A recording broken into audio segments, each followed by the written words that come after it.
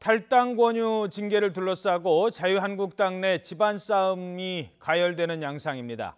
홍준표 대표, 서청원 의원 서로의 정치적 약점까지 들춰가면서 폭로전을 펼치고 있습니다. 그런가 하면 국민의당과 바른정당의 이른바 중도통합론 역시 당내 반발으로 잠시 삐걱대는 양상입니다. 야3당 모두 당내 갈등의 골이 깊어지고 있습니다. 과연 야권 통합 논의에도 속도 조절이 불가피해질까요? 지금부터 이상일 YTN 개건 해설위원, 차재원 부산 가톨릭대 초빙 교수와 함께 정치권 상황 짚어보도록 하겠습니다. 안녕하십니까? 안녕하세요. 예. 자, 오늘 일단 몇 가지 좀 정리를 하고 가죠. 홍준표 대표가 이제 미국으로 출국을 했어요. 출국하는 기자회견에서도 뭐 지난 5, 6년간 친박계들이 다 뭐 당을 힘들게 만들었다 이런 취지의 발언까지 하고 갔습니다. 첫째, 친박계 탈당 권유를 한다 하더라도 탈당시키기가 현실적으로 쉽지 않습니다. 수적으로 좀 밀리고 의원 현역 의원이기 때문에, 그리고 당내 반발이 뭐 불보듯 뻔한 거였어요. 그럼에도 불구하고 이 시점에서 홍준표 대표가 탈당이라는 카드를 꺼내든 이유부터 한번 질문드리죠. 왜 그럴까요? 홍준표 대표 입장에서는 그 당대표 취임 이후에 결국 이제 두 마리 토끼를 잡아야 되는 상황이었습니다. 당에 대한 당의 자체의 혁신 내지는 쇄신 분위기를 통해서 당의 어떤 이제 지지층들 다시 끌어모아야 되는 숙제가 있었고요. 또 그것의 일환일 수도 있겠습니다만 이 보수 통합의 어떤 명분을 제공해야 되는 필요성이 있었는데, 결국 거기에 대한 이제 1차 조치 카드로 꺼내든 것이 이제 친박에 대한 정치적 책임 추궁인데, 이 부분에 대해서 아마 홍준표 대표와 그쪽에서는 친박과의 이제 큰 전쟁을 피하면서 이것을 얻을 수 있는 방법을 고민했던 것 같고요. 그러면서 친박의 어떤 다수가 아니라 박근혜 전 대통령과 그 친박계 좌장이라고 하는데 두 의원에 대한 상징적으로 그런 조치에 좀 국한시킴으로써 당내 그 상황이 확전으로 되는 부분들을 막고, 또 밖으로는 그 뭐 보수통합의 명분 내지는 이제 어떤 친박 인적 청산이나 정치적 책임 추궁에 대한 그 국민적 동의, 지지를 좀 획득할 수 있지 않을까라는 판단했던 것 같고, 그리고 혁신위원회에서 그 탈당 권고가 내려진 이후에 아마 당내 상황들을 좀 예의주시했던 것 같은데요.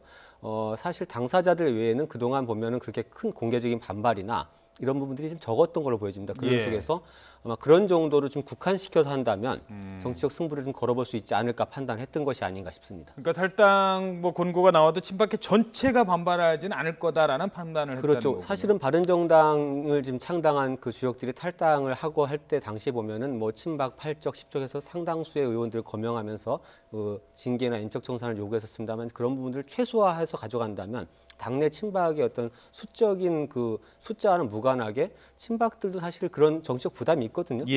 그런 것들 좀 의식했던 것 같습니다. 차 교수님은 어떻게 분석하시겠습니까? 뭐 가장 첫 번째 이유는 저는 뭐 아무튼 그 박근혜 전 대통령이 정치적 책임을 물어야 될 시간이 이제는 이제 거의 뭐 임박한 거 아니냐, 시한이 다 됐다고 생각을 한 것 같습니다.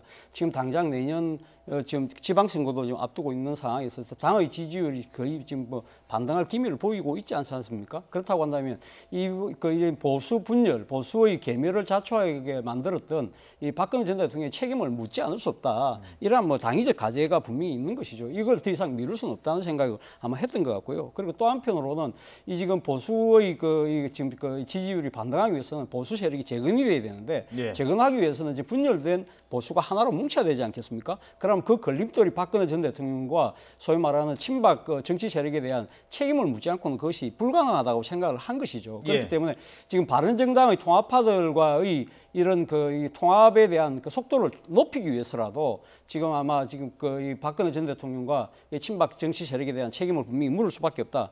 또 하나의 이유는 제가 봤을 때는 홍준표 당대표의 정치적 계산도, 개인의 정치적 계산도 분명히 작용하고 있다. 어떤 걸까요? 지금 당장 뭐 본인이 당을 확실히 장악을 해야 되고, 그래야만 지방선거로 승리를 이끌 수 있고, 그래야 나아가서 차기 대권까지 노릴 수 있다는 나름대로 정치적 계산도 깔려 있다. 문제는 그 자유한국당 홍준표 대표 이러한 그런 그 정치적 의도 자체가 과연 그렇다고 하면 본인이 지난번 당 대표 그 이전에 또 당의 후보가 됐지 않습니까? 그때 당시에는 왜 그러면 이 박근혜 전 대통령에 대한 정치적 책임을 묻지 않았던가? 그때는 대선에서 친박표를 겨냥을 했기 때문에 아마 그런 정치적 주장을 뒤로 밀었다고 한다면 그때 생각이 말이 달라지는 것이 아니냐. 거기에 대해서 지금 친박계의 입장에서는 결국 홍준표 당대표의 정치적인 이제 자신의 전략과 속셈에 따라서 이렇게 말이 바뀌는 부분에 대해서 과연 보수 지지층들이 흔쾌히 손을 들어줄 것이냐 그 부분을 강하게 지금 지적하고 있는 것이죠. 그렇겠죠. 자, 그러면 뭐 홍준표 대표도 어느 정도 예상을 했겠습니다만 친박계의 반발도 아주 강하게 나오고 있습니다. 서청원 의원 어제 의원회관에 기자들 다 오라고 그래서 기자회견을 열었습니다. 이러면서 비판의 날을 세웠는데요. 특히 지금 홍준표 대표 재판받고 있지 않습니까? 대법원 판결 남겨놓고 있는데 성완종 리스트까지 언급을 했습니다. 함께 들어보시죠. 고 성완종 의원 관련 사건 검찰 수사 과정에서 홍 대표가 나에게 협조를 요청한 일이 있습니다. 누구보다도 홍 대표 본인이 잘 알고 있을 것입니다. 진실을 얘기하지 않을 때는 제가 진실을 증거로 보겠습니다. 자, 그러니까 지금 성완종 리스트라는 홍준표 대표의 가장 약점을 이제 잡고 있는 것 같아요. 그러면서 그때 윤모 씨 뭐 돈을 갖다 줬다는 그 윤모 씨가 사실은 서청원 대표 사람이거든요. 그렇죠. 그 서청원 전 대표 사람인데 뭐 그 사람을 통해서 그랬는지 모르겠지만 나한테 당 쪽에서 좀 뭔가 협조를 요청했다라고 합니다. 자, 그러면 홍 대표의 그 반응까지 저희들 그래픽으로 준비를 했는데요. 함께 보도록 하겠습니다. 자, 그렇다면 녹취록 있습니까? 있으면 공개하십시오. 유치한 협박에 넘어갈 홍준표로 봤다면 참으로 유감입니다. 라고 얘기하면서 이런 얘기까지 합니다. 폐수를 깨끗한 물과 둘 수는 없다. 노욕의 노추로 비난받지 말고 노정객답게 의연하게 책임지고 당을 떠나십시오. 라고 얘기를 했습니다. 자, 이쯤 되면 갈 때까지 간 거죠? 그렇죠. 이제 뭐 물러설 수 없는 정면 승부로 들어간 상황인데요. 서청원 의원이 이제 뭐 당초에 사실 친박들의 어떤 반격이라고 하는 것은 그 뭐 정치적인 어떤 상황 이해에 따라서 지금 홍준표 대표가 이런 것들을 뭐 의도로 그러니까 정치적 계산 속에서 밀어붙이는 거 아니냐, 그리고 어떤 그런 책임에서 자유로울 수 없는 사람이 친박에게만 책임을 추구한다, 이런 정치적 공세를 예상했습니다만 그것과는 좀 차원이 다른 정도의 지금 성완종 리스트 당시에 어떤 홍준표 대표의 통화 내용을 거론하면서 정면 승부 시동을 걸었는데요. 서청원 의원이나 이제 최경환 의원 쪽에서는 그런 어떤 친박에게 정치적 책임을 묻는 것이 정당하냐, 이런 어떤 그런 정치 공방만 갖고는 아마 이런 상황을 돌파하기 좀 어렵다고 본 것 같고요. 오히려 그 홍준표 대표 체제의 어떤 불안정성, 그리고 홍준표 대표가 얼마나 그 표리부동한가를 드러내면서 이런 어떤 친박들의 이탈을 막고 오히려 정면 승부를 한다면 이런 징계 공고 자체를 좀 무력화시킬 수 있다라는 판단까지 간 게 아닌가, 그러면서 우리 물러설 수 없는 다리를 건너는 것 같습니다. 이 팩트 자체가 만약에 사실이라면 이거는 재판에 영향을 미칠 수 있을까요? 그러니까 뭐 자기 재판 받을 때 나한테 와서 도와달라고 하고 뭐 아니라고 얘기해달라고 한 거 아니냐, 녹취록 뭐 만약에 공개가 된다면 어떻게 될까요? 글쎄요, 뭐 재판 자체는 이제 지금 뭐 그 결국 홍준표 대표가 그 성완종 리스트 관련된 상황에서 이제 금품 수수의 뭐 어떤 상황 자체가 뭐 쟁점이 되겠습니다만, 그러나 이제 그런 정치적인 어떤 그 뭐 구호 내지는 도움을 받았다, 이런 것들이 만약에 추가된다면 본인이 어떤 행동들을 감추려고 한 그런 것들이 더 드러날 수 있다라는 부분이 있기 때문에, 만약에 지금 이제 뭐 증거를 공개하라고 지금 홍준표 대표는 뭐 공개적으로 얘기를 하고 갔습니다만, 이 문제가 이제 정말 진실 공방으로 가고 어떤 자료들이 나온다라고 하면은 여러 가지 뭐 정치적 재판, 사법 재판뿐만 아니라 이런 어떤 자유한국당 내의 어떤 전체적인 상황, 그리고 홍준표 대표의 지위 문제까지도 상당히 흔들 수 있는 큰 파급력 있는 사안이 아닌가 싶습니다. 예, 홍 대표는 사실 이 성완종 리스트를 1심 유죄, 2심 무죄거든요. 그렇죠. 아직 재판이 끝나지 않았기 끝나지 때문에 않습니다. 본인은 상당히 민감하거든요. 민감할 수밖에 없죠. 사실 근데 지금 어제 그 서청원 의원이 들고 나온 그 녹취록 부분은 사실 어떻게 보면 재판에서 상당히 중요한 변수가 될 수가 있습니다. 왜냐하면 사실 1심과 2심의 재판의 그 판결이 갈린 이유 중에 하나는 돈을 전달한 윤모 씨의 증언의 신뢰성 여부였거든요. 예. 그 부분에 대해서 홍준표 그 대표는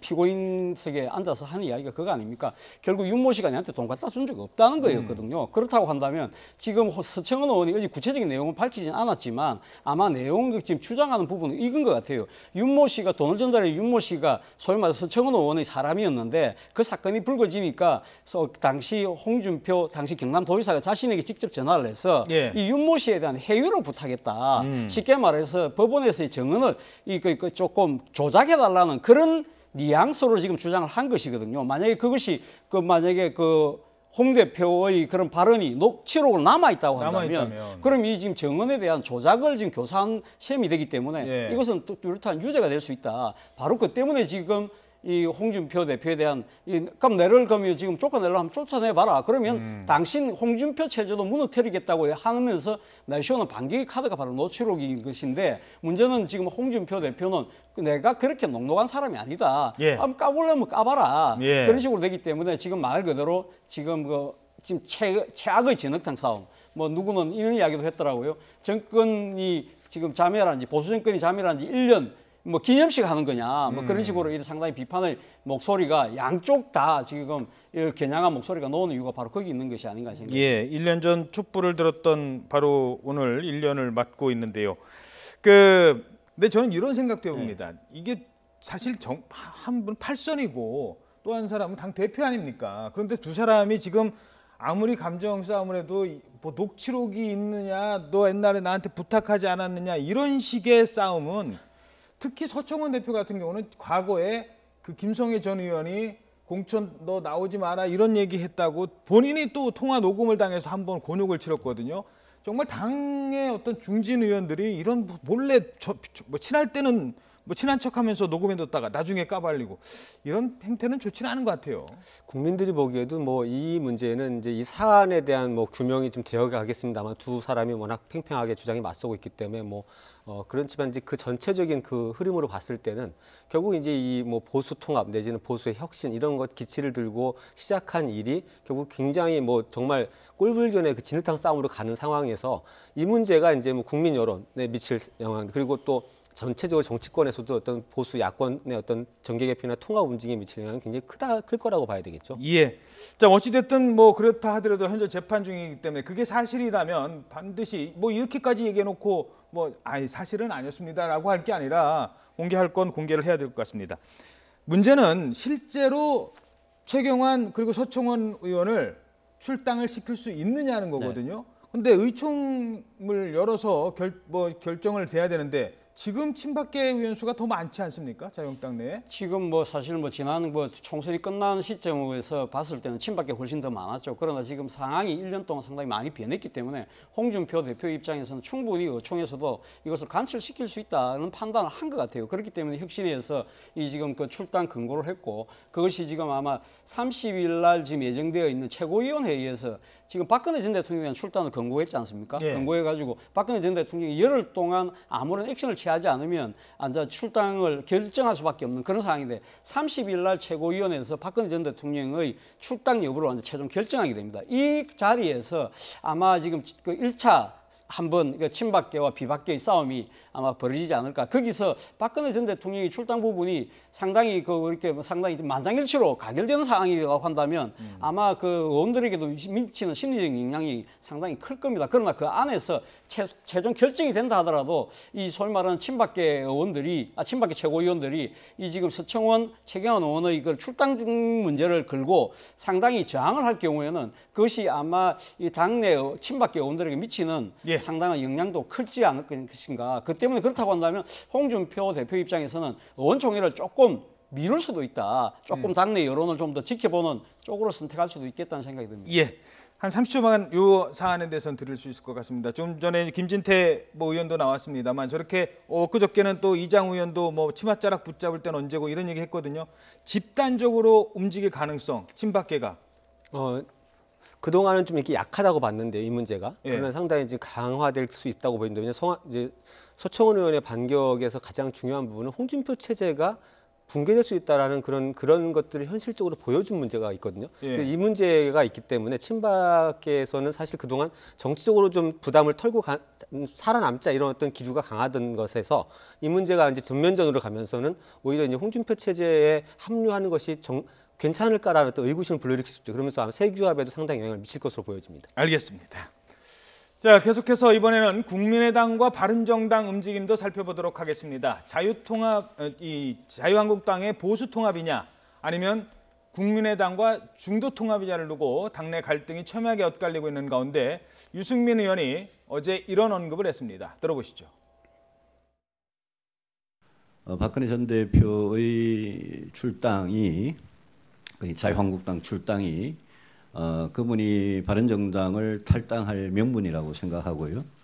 또 바른정당의 창당이 반기문 대통령을 만들기 위한 정당이었다. 이렇게 생각하시는 분이기 때문에 저하고는 생각의 차이가 매우 큽니다. 설득이 쉽지 않을 거라고 생각하고 저는 제가 갈 길이 있고 그분은 그분이 갈 길이 있다고 생각합니다.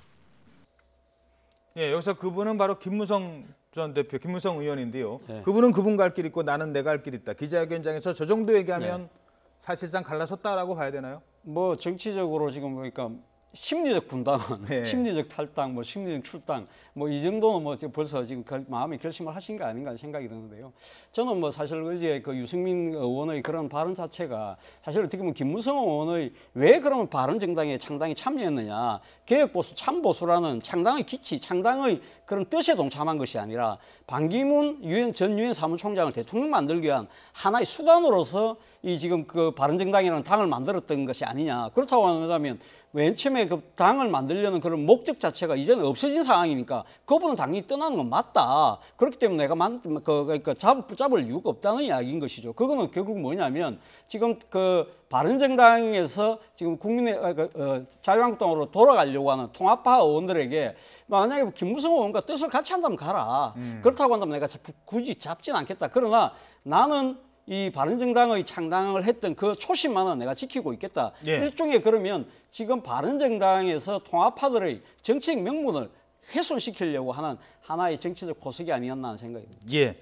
자, 그런가 하면 이번에는 또 바른정당과 국민의당의 통합도 한동안 얘기가 많이 나왔습니다. 이 중도 통합 가능성이 있을지 이 부분도 관심인데요. 자, 여기도 지금 당내 반발이 많은 상황에서 안철수 국민의당 대표의 발언도 잠시 들어보시죠.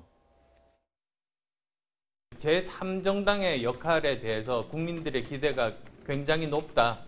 그리고 이제는 다당제가 꼭 유지되어야 된다는 것이 국민들의 민심이다. 그걸 확실하게 파악할 수 있었습니다.